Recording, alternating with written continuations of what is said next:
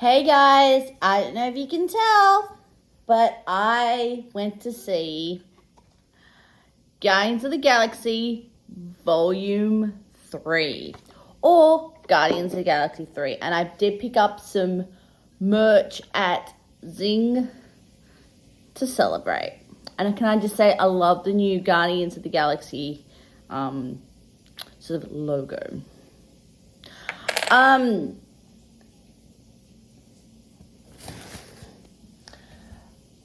This movie definitely has a lot of that James Gunn style that we've come to know and love. I think you can go in without seeing the Christmas special. I have not. But I think a lot of the things that pop up in that particular special do pop up in this one. Spoiler alert, Mantis and Peter are actually half siblings, which I believe was something that was released in the Christmas special, which you can find on Disney Plus. So that was okay, that revelation, and I think this movie, more than I think others, really went a bit more of a backstory, because we don't really know, like, the first one was very much, we started off in a backstory, Peter's backstory. This one very much focused a lot more on Rocket and how he was created, which we never really saw before, how Rocket was actually created. So that was a great sort of depth to the character. And I think having James Gunn's brother, the name escapes me now, sort of now considered part of that Galaxy crew was so really nice to see, because he has put a lot of work into the Guardians of the Galaxy. Him to have more of a substantial role was really great to see, and this felt like a lot of fun at the movies, which is what Guardians of the Galaxy is. The Guardians are known for, is to bring that fun, bring that lightness to the MCU. I think Ant-Man works in similar vein, actually, of having a lighter tone. Even though this does have heavy elements, this is very much, I would say, a very, very light tone to it, which I thoroughly enjoyed. The music really is the pop songs were really well chosen, and I think it's going to be, the soundtrack would be absolutely wicked. I think. Sorry about the yawn. This movie also feels like a bit of a love letter also to the Guardians, and how they came together, and how they were thinking of someone other than themselves, especially the character of Drax towards the end. You really got to see him.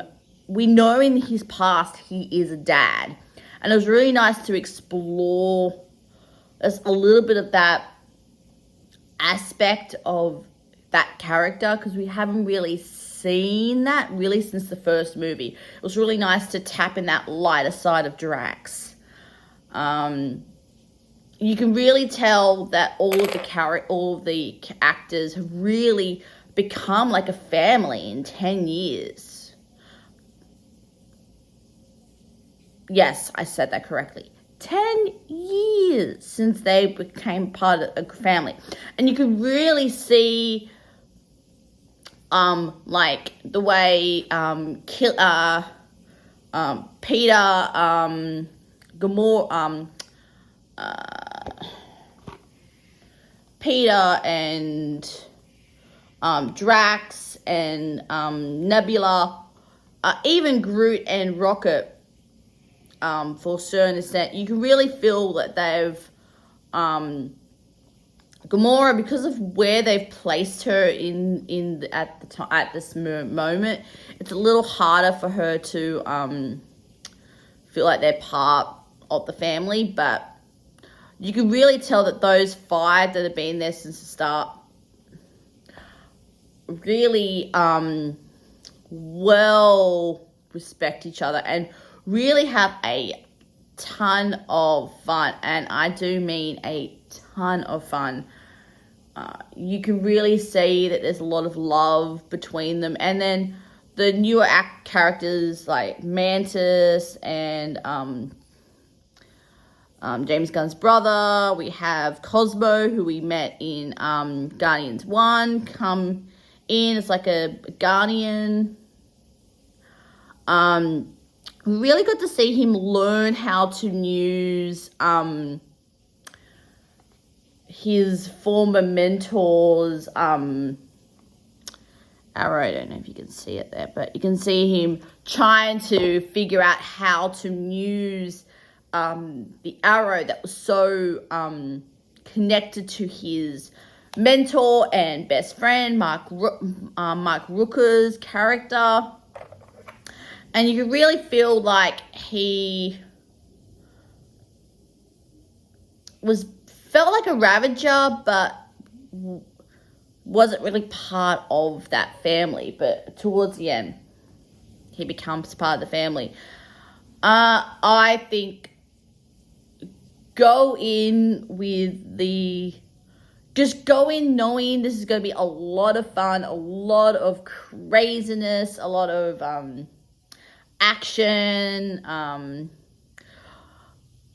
lot of mystery. I don't want to spoil, you know me, I don't like to spoil, especially of movies I've just seen in theaters. Go in, just have a blast, have a ball, and just have a great time with 3 hours with a bunch of fun characters, and just go, wow, 10 years, and I can't wait to see what happens with these characters around the bend. Now, this is actually James Gunn's last round in the Marvel world, because he's now joined DC. I can't wait to see who takes on the mantle of looking after the Guardians franchise, because it's I would say very much a James Gunn movie.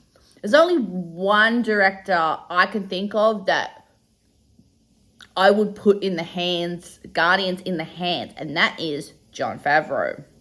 Because he has that lightness to him. He has that fun element. I think he's the only director I personally would trust with this particular portion. Maybe the guys that's been looking after Ant-Man also has that lightness about it as well.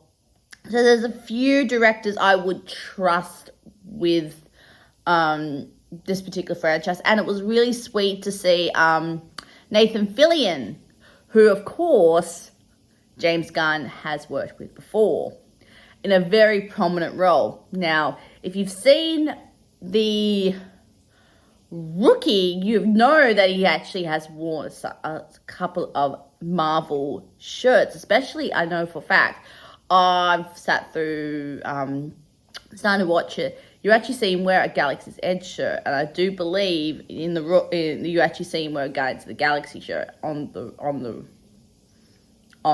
Rookie, which is a really sweet little touch that, well, he's supposed to be in LA, so you got Marvel right there in the back of the doorstep. It makes a lot of sense. So, but it was really nice to see a familiar face around. So, have you sat through Guardians 3. And what did you think of it? Please write it down in the comment section below, and I can't wait to see what next I review. Ciao.